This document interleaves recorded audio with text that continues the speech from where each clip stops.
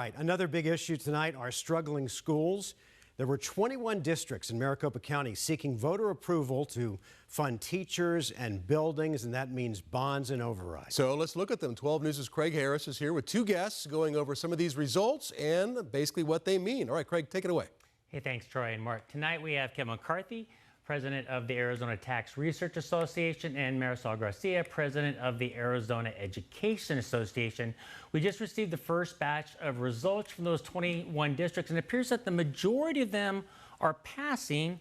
Your thoughts, Marisol? I'm excited. I think public schools are the heartbeat of our communities, and a lot of educators have spent countless nights and weekends knocking on doors and talking to voters. People who live in the district and actually are from the district are wanting to talk to their neighbors. So we saw that as a great opportunity to talk to them about public schools. Yeah, but there still were some voters and communities that said no. Your thoughts on that, Kevin? You know, historically, most bonds and overrides for the K-12 level pass, and where they don't pass is where there is something has occurred in that district to draw attention to the district, negative attention, or you've got a paid campaign in opposition to it. So you can guess this go around where you might see failures, where you drive around town and see a lot of vote no signs. That's not common, actually, in Arizona most of the time. They pass kind of quietly and there's not a lot of opposition, but this year there's, particularly in the East Valley where I live, I saw a lot of that, and we're all aware of all the attention that's been garnered out on the west side with Tolleson, so that wouldn't be a big surprise if they suffer. Yeah. So one of the biggest bond requests was in Chandler. It was $271 million. It was for buildings, buses, and furniture, and there was an override to pay for staff salaries and instructional support. The bond failed in 2024, and this time it is passing just barely. And also on the override, it is also just passing by a little bit more. What do you think about that? What do you think's changed a little bit from this time, Marisol? I think that the families in Chandler really love their schools. I think that there's a big impact of having conversations at the doors. I think the members that I know that are out in Chandler, they love working in Chandler. They want to stay there, but they also know that it's limiting in growth. Not as many people are moving to Chandler, and so they're having to make some decisions, the districts are, and so I'm hopeful that that passes because the teachers and the employees in Chandler love working in Chandler. Kevin, why do you think it might be such a tight vote? Well, clearly that they went for both in one election, and that's a challenge. I did some quick calculation. I think an average home in Chandler is going to be paid well north of $400 a year more in property taxes. That in this environment, I think that's a lot. So I'd actually be surprised if either of those passes. Okay. Hey, Marisol, before we go to some other elections, can you help me with some definitions? What is the difference between a bond and an override? Yeah, so an override allows us, the district, to go out and ask for an additional amount of money. For a lot of districts, they already have it in place. They're asking an additional amount of taxes on the home versus a bond is a loan. We're taking out a loan and paying it back little by little. So putting the two is difficult when you're asking people to do both, but the school districts, unfortunately, in our state are in desperate need for this funding. Okay. Kevin, where does that money come from? For bonds and overrides, all of it comes from the local property tax in the district. So at the state level, when we fund schools, it's a combination of the both. The state supports schools to equalize spending. So what's unique about bonds and overrides is the same amount of money that's being asked for in one district could cost taxpayers twice as much in the next district because property wealth is dramatically different. Isaac Elementary is on the ballot. Low wealth school district, extraordinary taxes associated with their asks. You have districts that Phoenix Union, for example, is on the ballot. Massive amount of property value. So they can generate a lot of money with a really modest tax rate and to get most of theirs passed. Okay, well, hey, let's move on to Deer Valley. It is one of the largest districts in the state.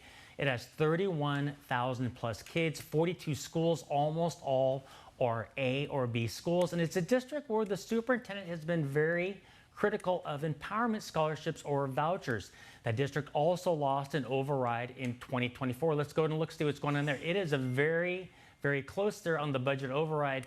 Kevin, your thoughts on that?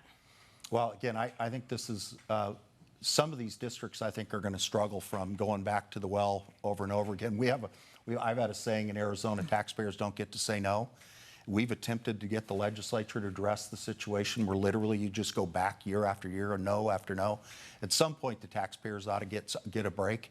And so you could see, I think, with some of these districts that are going back again this year, that taxpayers are trying to send the same consistent message. Well, Marisol, though, that is a little bit of a victory there for Deer Valley. What does that mean for you? I mean, the educators there have been working really hard. I mean, for months and months and months. They were heartbroken in 24 and in 23 because they've lost 2 times in a row.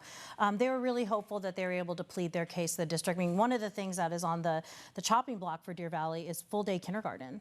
The state does not pay for full-day kindergarten. The district needs this money in order to pay for a full-time teacher. And so I know for a lot of our educators, Saturday rainy mornings, they were out there all geared up, ready to talk to voters. So I'm going to keep my fingers crossed that this one passes. I think the community of Deer Valley loves their schools. Okay, let's go to Phoenix right now. Let's go to Phoenix Union and Phoenix High School District.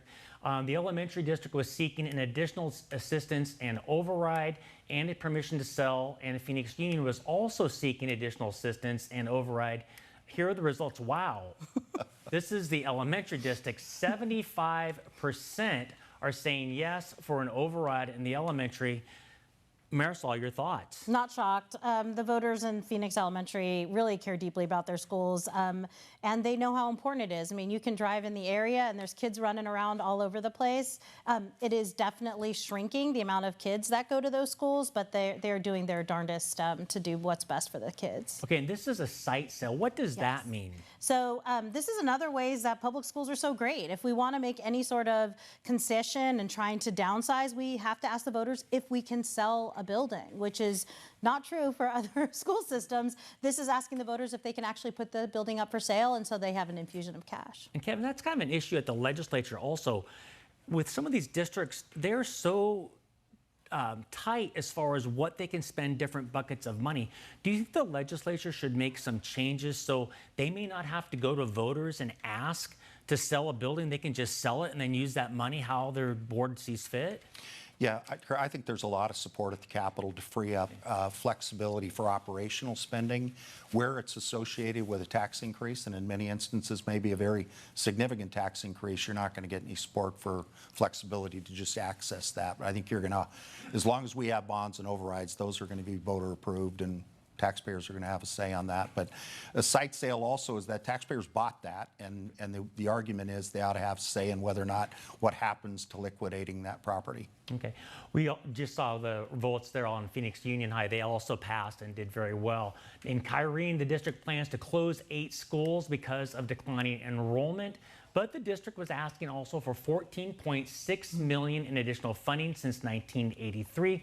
Voters in South Phoenix, Chandler, and Tempe, they have always approved an override, and it looks like this year is going to be the same. Kevin, your thoughts on this? Well, again, I think the math on that one, I think this is a lot less of a shock to the homeowner voter on the cost on that bond, and unlike some of the other ones that we were talking about, so I'm not surprised that's passing.